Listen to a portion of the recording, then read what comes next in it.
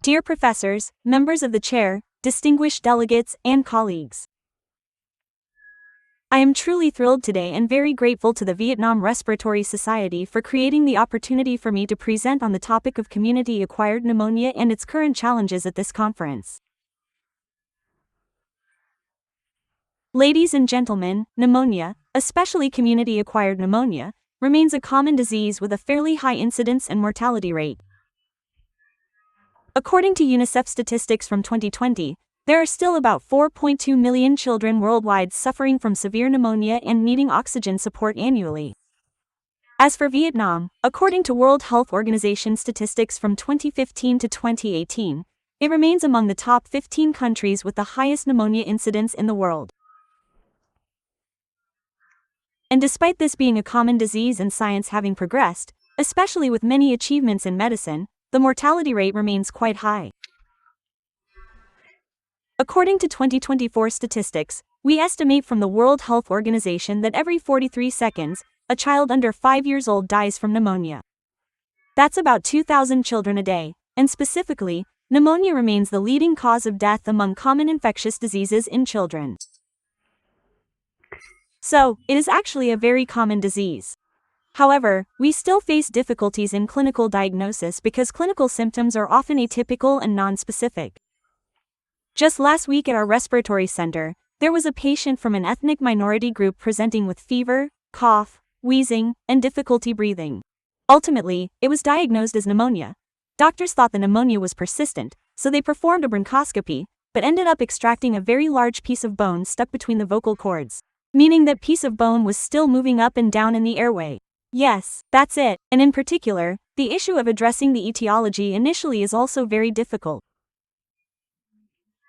The second challenge is the current state of bacterial antibiotic resistance, which significantly impacts our treatment outcomes. So, what solutions do we need to reduce the incidence and mortality rates, especially in developing countries like ours?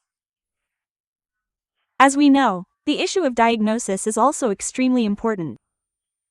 Diagnosing and classifying pneumonia upon patient contact allows us to determine the appropriate management approach. We have been aware of the World Health Organization's classification since 2013. Essentially, the World Health Organization relies on clinical symptoms. For example, pneumonia is identified only by cough, difficulty breathing, and rapid breathing with chest indrawing. If we diagnose and classify these pneumonia cases correctly, we can treat patients on an outpatient basis and avoid overloading inpatient facilities.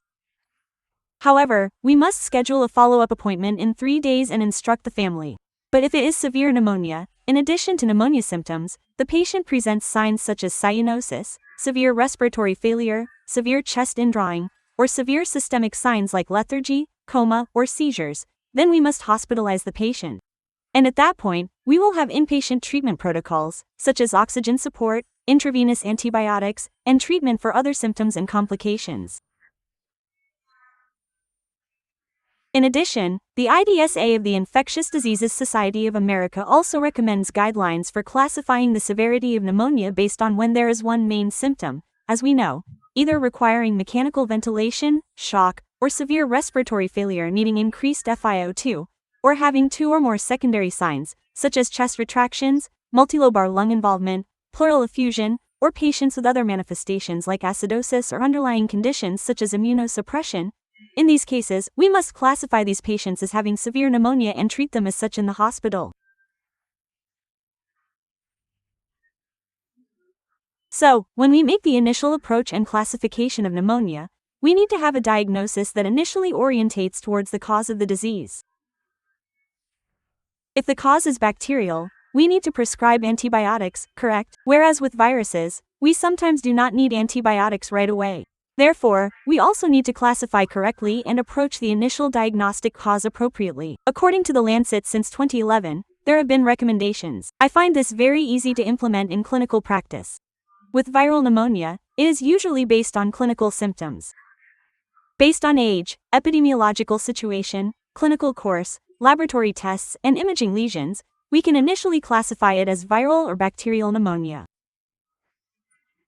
Viral pneumonia is often found in younger children. The course may be less severe, usually with signs of upper respiratory tract infection, and notably, inflammatory markers are low, and lesions involve interstitial damage or mild perihilar or paracardiac opacities like bronchial wall thickening.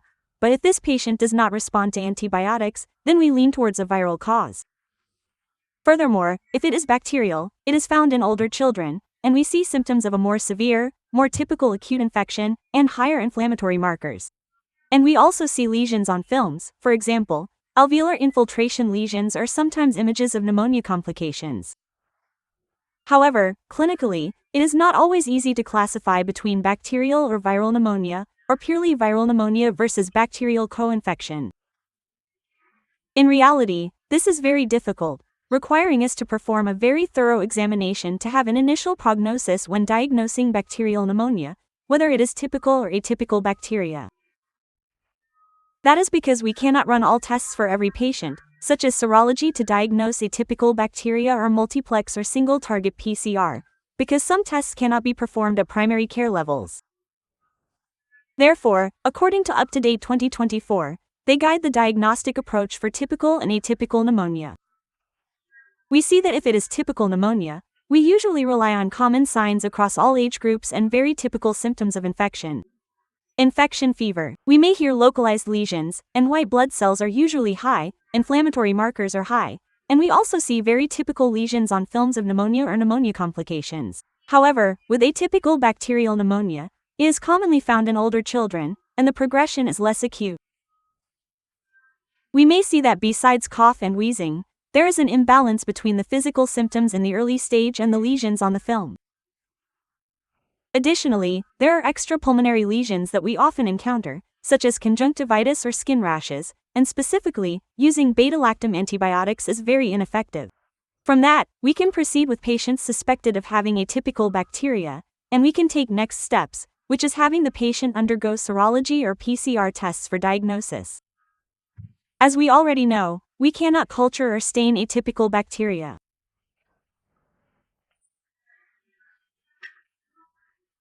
So, when approaching the initial diagnosis and proper classification today, with rising antibiotic resistance, how do we best choose antibiotics for community-acquired pneumonia?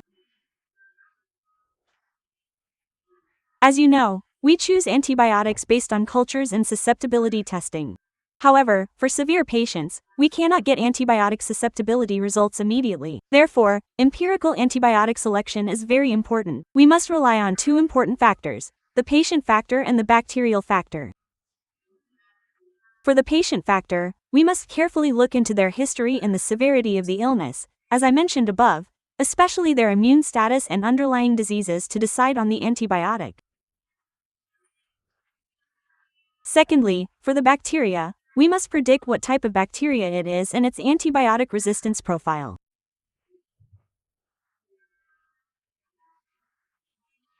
To predict what the bacteria is initially when we do not have susceptibility results, we know that the causes of pneumonia are very diverse.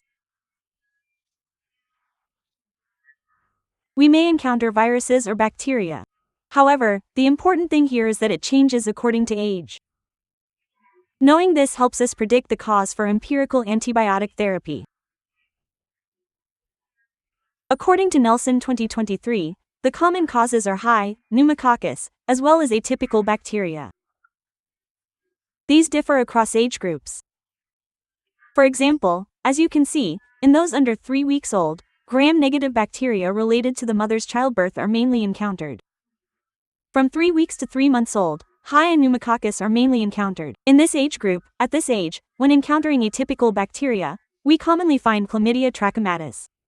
But for ages 4 months to 4 years, H. influenzae or pneumococcus may be found, and mycoplasma can already occur, so we need to be aware of this group. For those over 5 years old, atypical bacteria are still more common. So, what agents cause respiratory infections in neighboring countries in the Asian region? According to a 2021 study in China, the 4 important agents causing bacterial respiratory infections are still pneumococcus, H. influenzae, MRSA, and mycoplasma. At the National Children's Hospital, a study reported by the microbiology department over 11 years. Ladies and gentlemen, for agents causing community-acquired pneumonia requiring hospitalization from 2012 to 2023, the 4 important agents are still H. influenzae, pneumococcus, Moraxella catarrhalis, and Staphylococcus. However, there is a change in etiology here. Previously, pneumococcus and H. influenzae had almost similar rates. However, in recent years, H. influenzae has tended to increase, and increase much higher. Ladies and gentlemen, you can see the blue bar. It increased much higher compared to pneumococcus, and recent studies also show that it is mainly non-encapsulated H. influenzae. Oh, there is another important third agent, which is atypical bacteria. As you know, this is also an important agent. Before the pandemic, the rate causing pneumonia could account for 15 to 20%. And it can cause outbreaks in Asia on a 3 to 7 year cycle. However, after the pandemic, a multi-center study across 45 centers found an increase in mycoplasma infections. Especially during the 3 pandemic years, we saw that, particularly in Asian countries, the rate increased significantly.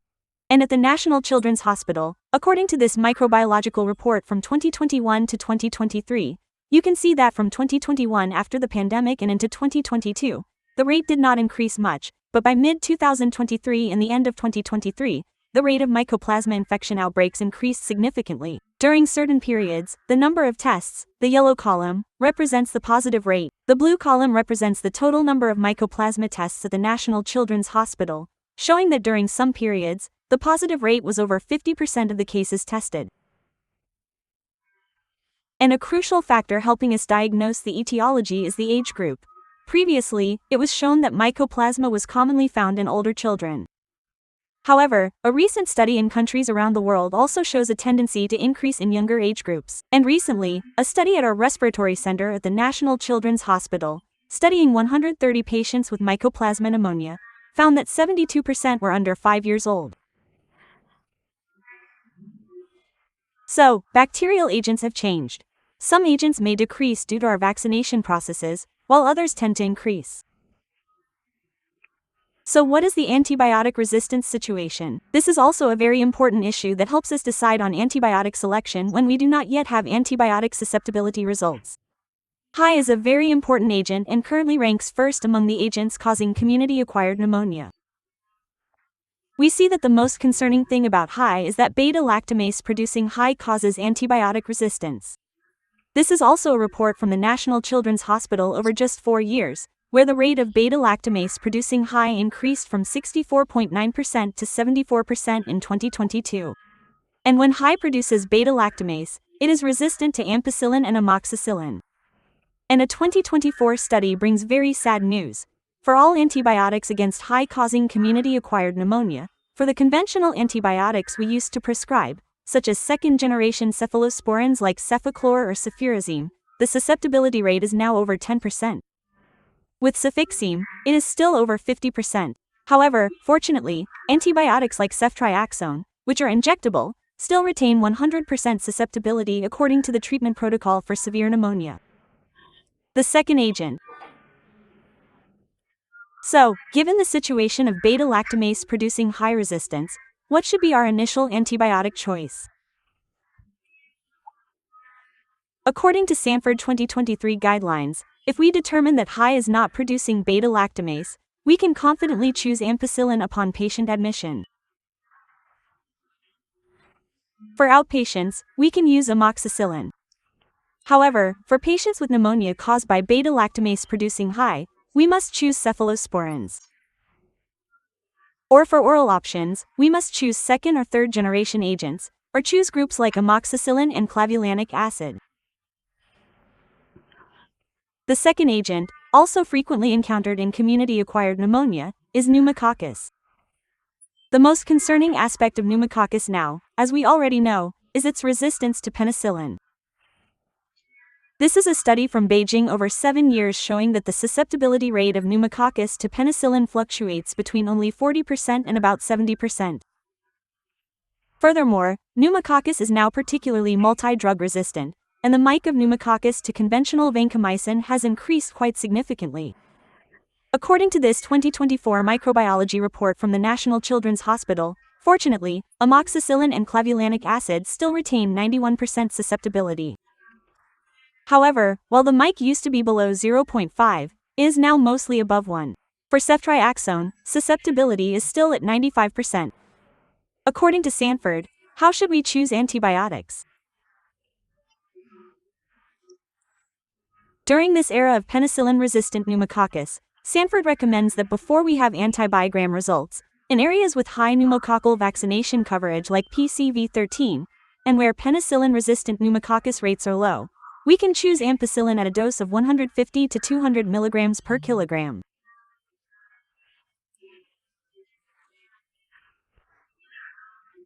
However, in areas with low vaccination rates and high resistance, we must choose cephalosporins, and for oral doses, we have to select amoxicillin at very high dosages. And now, recommendations suggest we may need to use doses up to 80 to 100 mg per kilogram of body weight. Yes.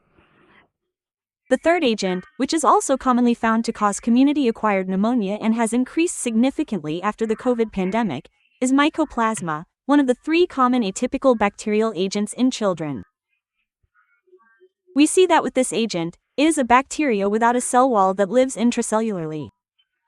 Therefore, antibiotics aiming to act on this bacterium must meet 2 criteria. First, they must be able to penetrate intracellularly, and second, they must inhibit the bacteria's protein and DNA synthesis. We see that for children, only 3 classes of antibiotics meet these requirements. Those are the tetracycline group, the macrolide group, and the quinolone group.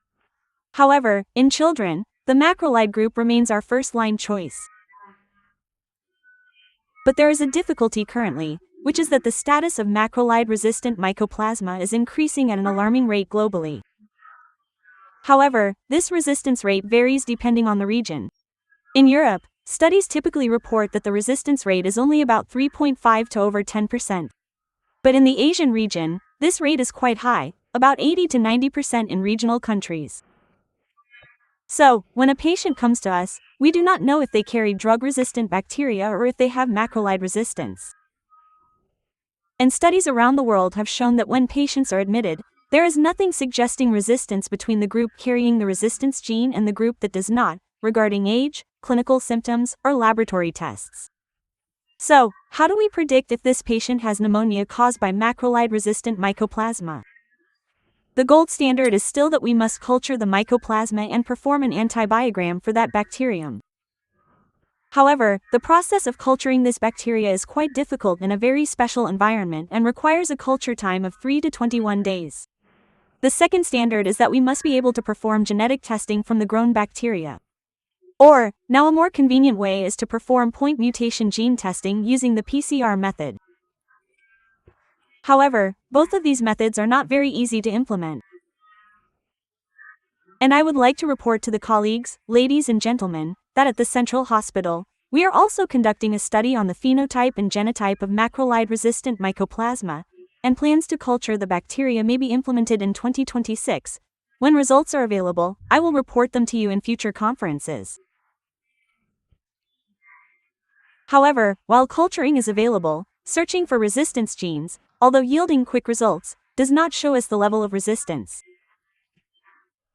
And studies worldwide have shown that even groups of patients carrying the gene still respond to macrolides up to 22 or 28%.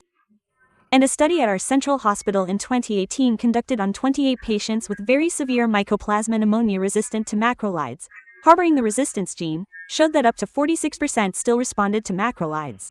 And a 2024 study at the International Center on 103 patients with mycoplasma pneumonia showed a gene carriage rate of up to 69%. But within that group, 76% still responded to macrolides. Therefore, guidelines worldwide do not recommend that all patients with mycoplasma pneumonia must undergo culturing or resistance gene testing.